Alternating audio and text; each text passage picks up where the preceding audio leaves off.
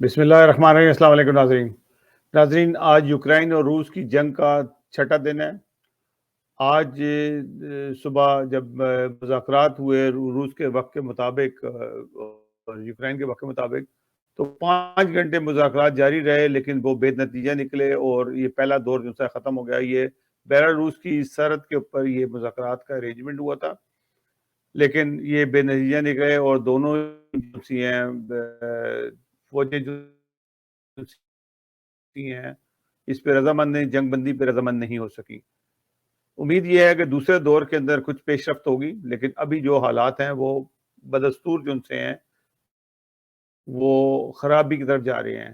ایک تو سب سے بڑی بات یہ ہے کہ ہو سکتا ہے کہ یوکرائن بھی چاہتا ہو کہ جنگ بندی ہو اور روس بھی چاہتا ہے کہ مزید نہ بڑھے، لیکن دوسرے ممالک ہیں جو وہ سمجھتے ہیں کہ جس نہج نے اس چیز کو پہنچا دیا ہے یہ ختم نہ ہو، بلکہ ہم لوگ بھی اس کے اندر، اور کہتے ہیں نا کہ جلتی پہ تیل ڈالنے والی بات ہے، وہ ہو رہا ہے۔ جیسے کہ یورپ ممالک سے ہیں اور امریکہ جو ان سے ہے یوکرائن کو بے تحاشا اسلحہ دے رہا ہے۔ جرمنی نے بھی اسلحہ دینا شروع کر دیا ہے، فن لینڈ نے بھی دے رہے ہیں، اور اس کے علاوہ انگلینڈ دے رہا ہے، پھر اس کے بعد جرمنی دے رہا ہے، سویڈن دے رہا ہے، اور امریکہ اپنی پوری تیاری کر رہا ہے۔ وہ کیا تیاری کر رہا ہے وہ بھی خطرناک حد تک، کیونکہ جس طرح سے روس کا نہیں پتہ لگا کہ اس نے کب حملہ کرنا ہے، ان کا بھی کوئی پتہ نہیں لگے گا۔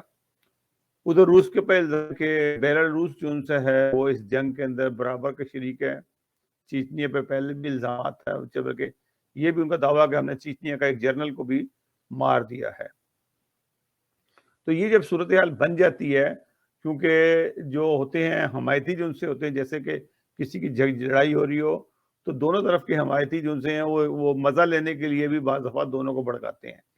اگر جتنی دیر یہ جنگ جو ان سی ہے بڑھتی رہے گی، اتنے حالات جو ان سے ہیں وہاں کے خراب ہو جائیں گے۔ مثال کے طور پہ جیسے کہ روس کا یہ خیال تھا کہ 48 گھنٹے میں ہم کیف تک پہنچ جائیں گے، کیف تک پہنچ جائیں گے، اور 72 گھنٹے میں ہم پورا کنٹرول کر لیں گے، لیکن ایسا نہیں ہو سکا۔ ان کو جو ریٹرن ملا یوکرائن کی طرف سے وہ بہت بھیانک تھا۔ جس طریقے سے یوکرائن کے فوج نے اپنے سویلین کو تیار کیا، میں نے اس طرح کل بھی بتایا تھا کہ ان کے جو فوجی تھے انہوں نے اپنی سادہ کپڑوں میں یوکرائن کے لوگوں کو ٹرین کرنا شروع کر دیا، بلکہ یہ ٹریننگ لگتا ایسا ہے کہ وہ پہلے سے تیاری تھی، جب روس دھمکیاں دے رہا تھا ادھر فوج اکٹھی کر رہا تھا، یا ان کی بھی تہخانوں میں اور مختلف جگہوں پہ تیاری جاری تھی۔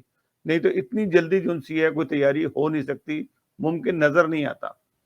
تو بہرحال ابھی جو صورتحال ہے وہ روس نے تھوڑا سا بیک اپ کر کے جنگ کو ہلکا کر کے آج جنگ کو بڑے پیمانے پہ لانے کی کوشش کر رہے ہیں۔ ابھی ایک جو کانوائے چل رہا ہے روس وہاں سے چلا ہے روس کی طرف سے، وہ کانوائے کو کوئی یقین نہیں کیا جا سکتا کہ 64 میل لمبا کانوائے چل رہا ہے جو دارالحکومت کی طرف آ رہا ہے، یعنی کہ اس میں فوج بھی ہے، ٹینکس بھی ہیں، توپے بھی ہیں، گولہ بارود بھی ہے۔ اس سے پہلے بھی آیا تھا پرسوں جو تھا جس کو ڈرون حملوں کے تھرو انہوں نے اس کو تباہ کر دیا تھا۔ اب اس سے کئی گنا بڑا آیا ہے۔ روس کے طیارے جو سے ہیں اس کی ٹیک کیئر کر رہے ہیں۔ اس سے آج بلکہ 2 طیارے جو جیٹ طیارے ہیں روس کے مار گرا دیے ہیں انہوں نے۔ یوکرائن کا دعویٰ ہے کہ ہم نے 2 طیارے جو سے ہیں روس کے گرا دیے ہیں، اور اللہ بہتر جانتا ہے کہ طیارے گرے کہ نہیں گرے۔ بہرحال جو کچھ دکھا رہے ہیں اسے نظر آتا ہے کہ 2 طیارے ان کے گرے ہیں، گر بھی سکتے ہیں کیونکہ دونوں طرف سے اٹیک ہو رہے ہیں۔ جو جرمنی نے ان کو جو وہ جو میزائل پھینکنے والا جو ان سے ہے وہ آلات دیے ہیں، وہ اتنے ہلکے ہیں کہ لڑکیاں چھوٹے بچے بھی جو سے ہیں اس کو استعمال کر سکتے ہیں، اور یہ جب تک ہو جائے گا تو یہ بھی روس کے لیے بہت خطرناک ہوگا۔ یہ جنگ جو ان سے یہ رکے گی نہیں، یہ بڑھتی چلی جائے گی، کیونکہ جذبات کی لڑائی اب شروع ہو چکی ہے۔ جب جذبات کی لڑائی شروع ہو جاتی ہے تو اس کو جذبات کو قابو کرنا جو ہے بہت مشکل ہے، کیونکہ اگر کسی کا ایک دوست مرتا ہے تو 2 دوست اور کھڑے ہو جاتے ہیں اس کا بدلہ لینے کے لیے، اور اس طرح سے لڑائی جو سی ہے وہ بڑھتی جا رہی ہے۔ اور حالات اس سے زیادہ کشیدہ ہو رہے ہیں. دوسری طرف معاف کیجیے گا، دوسری طرف چین کے اور امریکہ کے تعلقات کشیدہ ہو رہے ہیں. اور بلکہ میں آپ کو بتاتا ہوں کہ چین کا امریکہ پر یوکرائن کے معاملے میں کشیدگی بڑھانے کا الزام، یعنی کہ وہ کہتے ہیں کہ تم نا جلتی پہ تیل ڈال رہے ہو. امریکہ کو انہوں نے یہ کہا ہے کہ حالات جو ان سے مزید تم خراب کریں. چین کی وزارت خارجہ کی ترجمان ہوا چیونگ نے صحافیوں کو بتایا کہ امریکہ اقدامات تناؤ میں اضافہ کر رہے ہیں. یہ بہت بڑی بات ہے. اور انہوں نے کہا کہ امریکہ جو ان سے ہے اس حالات کو ٹھیک کرنے کی بجائے اس میں مزید اضافہ کر رہا ہے. چین نے یہ بھی کہا کہ جس کی سیکیورٹی کا ایشوز ہیں ان کی بات کو سننا چاہیے. رشیا کا سیکیورٹی ایشو تھا جو اس نے بتایا 1 سال سے زیادہ عرصے سے یوکرائن کو بتا رہا تھا کہ یہ ہمارا سیکیورٹی ایشو ہے، آپ یہ مت کرو. اس کو کیونکہ یوکرائن کی تو شاید اتنی پوزیشن نہیں تھی، لیکن اس کے جو اتحادی تھے، یورپ کے لوگ ہوں یا امریکہ ہو، انگلینڈ ہو، یہ لوگ اس کی پشت پہ تھے کہ تم نے ان کی بات نہیں مانی.